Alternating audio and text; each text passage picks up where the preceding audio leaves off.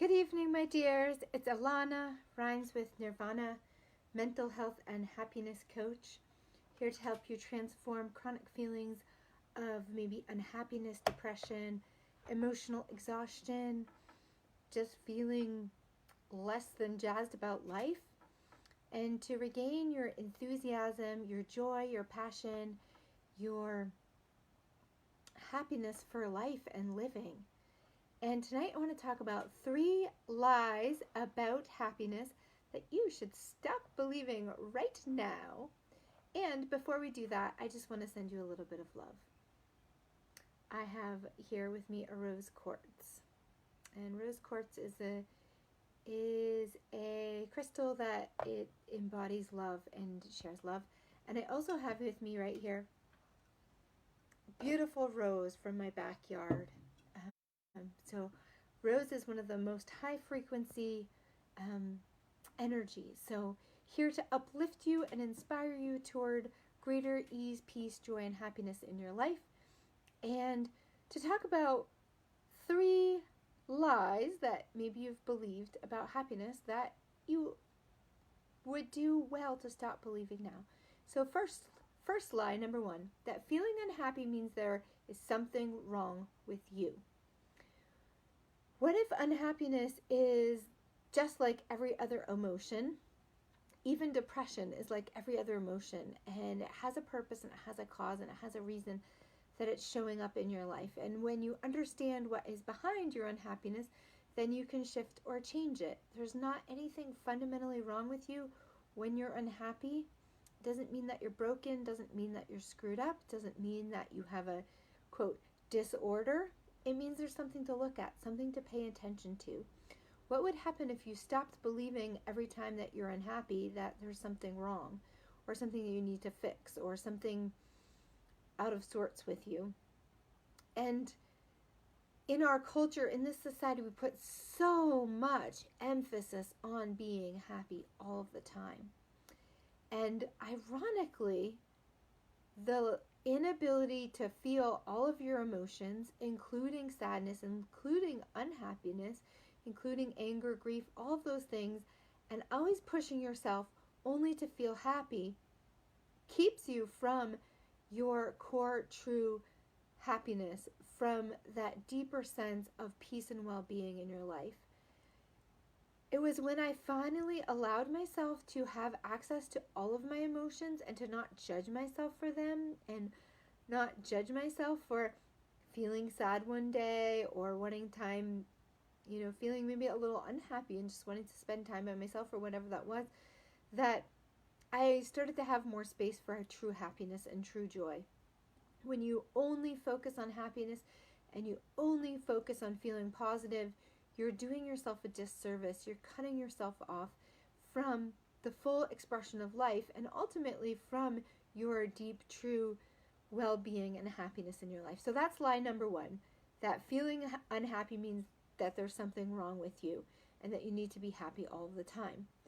Number 2, the belief that if X, Y, or Z would change, let's say you made more money, had a better job, were in the right relationship, you could finally be happy. That is a lie. Now, it's not to say that the conditions and circumstances of our lives and changing them don't help contribute to our happiness, but if you think that when you finally get these things in your life, then you can finally be happy, 1, you're putting a limitation on your happiness and a condition on your happiness. That means you can't choose happiness now, and you can't have happiness until all of these things change. And 2, half the time when you get those things, you're not even happy anyway. Look at, if you look at the American dream and all of the things that people think that they should do, they should accomplish, they should achieve in order to have a meaningful and fulfilling life,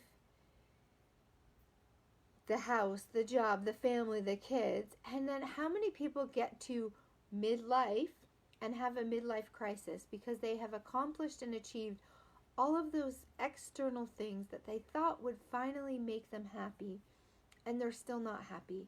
And then they get to this place of feeling incredibly empty because the things that they thought would fill them up didn't.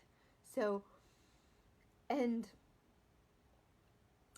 what if all the things that you think are finally going to make you happy actually just add to your happiness? And what if becoming happy first is part of what helps you get the job that you love, the relationship that feels really awesome and nourishing and makes you set your heart on fire, and all of those things? Because the truth is, if you're not finding your happiness already and you're making the source of your happiness those external things, first of all, you're going to feel very insecure about losing those things because you've made them the source of your happiness. So in relationship, you can't relax into it because you're always worried that the relationship is going to go, or you're going to lose it, and then you're going to lose your happiness.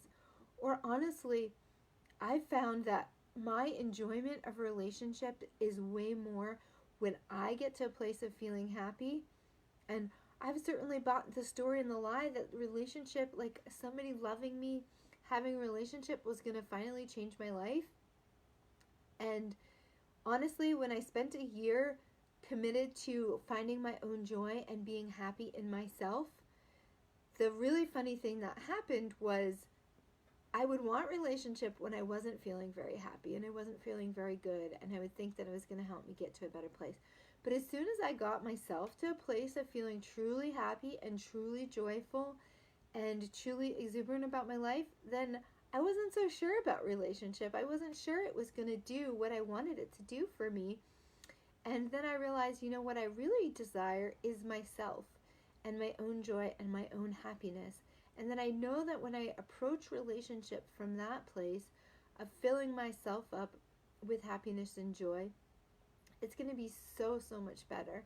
And how many times have I been in relationship and felt incredibly unhappy and the relationship hasn't helped?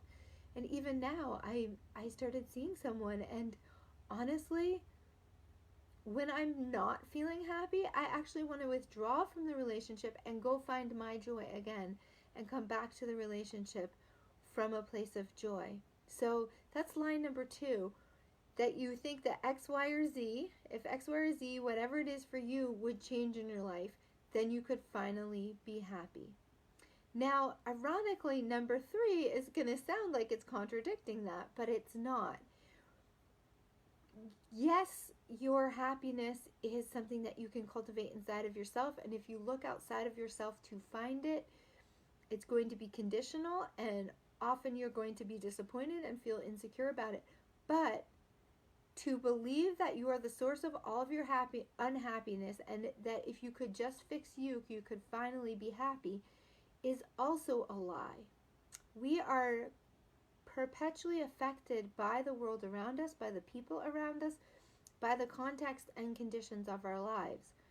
And oftentimes, our unhappiness is an indicator that something in our lives is off track, is not lined up with our true nature, needs to shift or change, or that there are things in our lives that we need to adjust. So this could be the relationships that you have and how you're being affected by the people around you. This could be that you really are unhappy in your job and you need to find something that's more fulfilling, that you're not enjoying a relationship and you need to adjust how you're showing up. So ironically, when you believe that happiness is only about you, what you miss seeing is how the world around you is impacting you, the effect it is having on you. I can't tell you how many years of my life I spent thinking that I was the problem, and if I could just work out what was wrong with me or what my issues were, or change my consciousness or adjust myself, then I could finally have a rewarding and fulfilling life, rather than recognizing the context and conditions in my life for what they were or are, and then making adjustments accordingly. Like, oh, I really don't enjoy the relationship I'm in. Instead of thinking, oh, it's just something wrong with me. If I just fix me, I'm just the problem. I just don't know how to receive love. Whatever that is. Like, no, this person's not really showing up for me and I don't really enjoy it and I want something different. And I deserve to have what I desire and to go for what I desire and decide what does and doesn't work for me. and make my choices accordingly. So that's lie number 3. To believe that you are the source of all of your unhappiness and that you just have to fix you or change you and that you are the problem, and if you just fixed you and changed you, your problem would go away.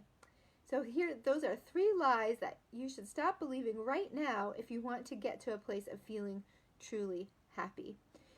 If you would like some help sorting this out in understanding what will truly contribute to your happiness and your well-being, and to step into a place of really honoring yourself and learning how to navigate your life, all of your emotions, all of your feelings, your surroundings, the effect of life on you, to cultivate true joy and true peace and true happiness in your life, I am here for you. I would love to talk with you. What are you waiting for? Haven't you suffered long enough? I know I'm kind of done with that. And hop on a call with me and let's figure out what it's going to take for you to address the key pieces that are keeping you unhappy, keeping you stuck, keeping you from your true exuberance, your true joy, which in my view, in my experience, is actually your true nature. And let's put you on the path to experiencing real, true, lasting peace and joy in your life. Because life is too precious. Life is too wonderful. Life is too amazing to not experience the joy, peace, and happiness of you. And I'd love to hear your thoughts and comments, and I'm here for you. Go to going to healingmindsandhearts.com/call if you want to hop on a call with me. I have a few appointments, probably nothing left this week, but maybe, and then a couple coming up next week if you want to hop on a call and explore this territory together, and let's start cultivating happiness and joy. We sure could use more of it in this life and in this world, and that's what I'm here for, and here to help you cultivate your own happiness, your own joy, and to help you understand that you are a beautiful being, worthy of happiness and joy, that there is nothing actually fundamentally flawed, broken, or wrong with you. You just might need to understand yourself a little bit differently. You might need some healing from the hurts that you've sustained in your life, but that true joy, happiness, and peace are possible, and that I can help you get there.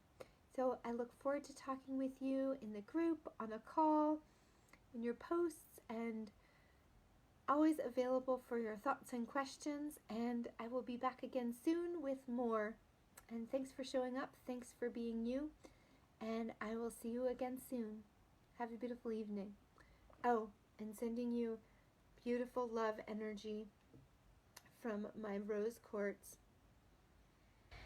and my magical rose wand, here to bless you and raise your frequency.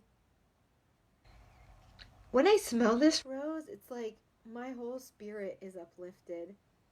How did I get so lucky to have these beautiful roses growing right in my backyard and smelling so divine?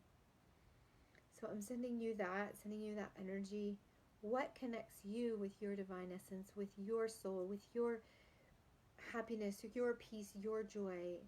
What are those little things that can help you, remind you of what moments of peace and joy and happiness feel like?